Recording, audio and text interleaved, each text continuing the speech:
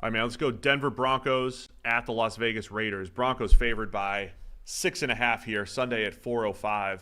6-5 Broncos at the 2-8 Raiders. Over the last month, Bo Nix has a top 10 PFF grade. Oh, boy. He has 9 touchdowns, 1 interception, 7.7 yards per attempt. Bo's been cooking. Bo knows. He has been. And, we talked about it a bit on Monday. It was one of the first times I felt like Sean Payton looked like a great play caller again in that combination. I think all of the reason why you hire Sean Payton in Denver is to elevate quarterbacks. Yeah. I mean, you're not allowed to do this anymore, right? But we, on this show, we like to reclaim the comparison. Remember,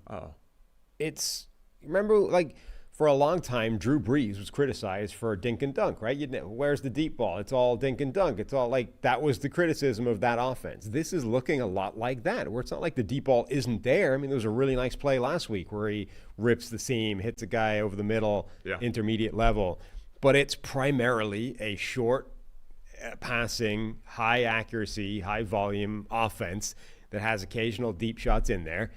It's looking like what people expected it to look when they were pairing Bo Nix with Sean Payton pre-draft, right? This is his, like, Bo Nix is the guy that's the most like Drew Brees stylistically of any of these quarterbacks. It makes a ton of sense for him to be paired with Sean Payton. And then, like, the first month of the season happened, we're like, wow, this doesn't look anything like we were expecting it to. All of a sudden, it's starting to look like we thought it would. It is. I mean, that is how Bo Nix played at Oregon, right? A lot of underneath stuff, the occasional deep ball here and there. I think it's starting to come together for Denver, the way they're playing. Run game, I think, has shown signs of life as well. The offensive line has been sneaky good, and then Denver's defense has been outstanding. Who were we? Oh, we were talking about yesterday with Charles Davis on the show yesterday. If you haven't seen our discussion with Charles Davis, I thought it was really good. I brought up the point. I said, okay, how's Denver doing it? Because the names on defense aren't there, but Vance Joseph, man, getting them playing really well. We talk about this every week, the number of players that they have that can get pressure. Nick Bonito coming off of a huge week. You got Zach Allen. You got Jonathan Cooper. You have a lot of different players who are good, solid players. They scheme it up really well, and they just have been making life difficult on opposing offenses. And the offense in Vegas has not been good. No, it's not. Particularly the run game. Except Brock Bowers. Yeah, Brock Bowers. Who's genuinely fantastic. Every week we can talk about Brock Bowers. Yeah, so Brock Bowers is great. The Raiders basically have one really good player on either side of the ball. Brock Bowers looks fantastic and it looked earlier in the season like Jaden Daniels was just runaway rookie of the year, the end, right? All of a sudden, like, Bo Nix is entering the conversation, the better he plays, and guys like Brock Bowers, he's putting together a historical season at tight end, which has to put him in that conversation. So it's becoming a much more open race than it looked. Bowers is incredible. I love watching him play any week, regardless of the quarterback. The other one, though, on the defensive side, obviously, is Maxx Crosby, who's been like all-pro level the last few seasons. Not really this year. Maxx Crosby hasn't been making the kind of impact that he has made previously. He's got 1 sack in the last month. You've got to go all the way back to week 6 for his last really good PFF pass rushing grade. This defense really only played it above itself when Maxx Crosby is like defensive player of the year caliber, which happened for like 2.5 years, really. And all of a sudden, that's kind of gone away, and it's not as good anymore. It's not. And he's actually getting a little bit of help from last year's first-round pick, Tyree Wilson, playing a little better in recent weeks. But the Raiders were the team last year. And this is what makes it tough to analyze football, Sam. We're over here trying to, like, give credit to the Cardinals for playing above their talent level. I'm giving the Broncos credit, I think, for playing above their talent level.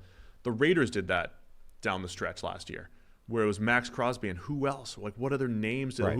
And when I say names, it's not about the names. Like, which other established, consistent producers are there on that side of the ball? There weren't a lot on the Raiders. A lot of those names, players on the Raiders last year, but they were playing above that level. And this year they're not. This year they're not on the defensive side of the ball. And Maxx Crosby is, again, on pace to probably his worst season in 4 or 5 years.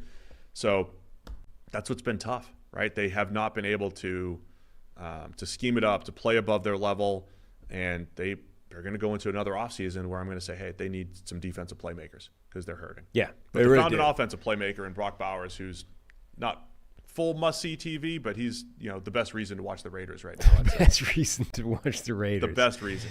What a summation of Brock Bowers, isn't it? Well, what else would be? No, I mean it's true, but that's kind of a sad indictment of where the Raiders are right now. It used to be Maxx Crosby as the best reason for the Raiders, and he's still a very good player. But he was playing he was in this T.J. Watt, Aiden Hutchinson, Bosa level for a while. Myles Garrett, like he was in that conversation. He just hasn't been this season. And I think it makes a huge difference to that defense. Like it is problematic when it's only quote unquote Maxx Crosby playing at a defensive player of the year level, and the rest of the defensive line in particular isn't really standing up to that. But now he's not playing at that level. He's still playing well, but he's not playing all-pro defensive player of the year caliber, and the difference between the two is significant. I mean, it makes a huge difference to a defense that's already not great, even when he is playing out of his mind. So that's a factor. And if Maxx Crosby goes to being just relatively human, that's huge for Bo Nix. Like if he doesn't have to deal with Crosby every single snap, great. Yes. So 6.5, man. Let's make a pick here. Broncos at the Raiders. Over/under is just 41.5. I'm going with Denver. I'll also take Denver. Harry's also going to take Denver. Harry's never going to take the Raiders. He just doesn't.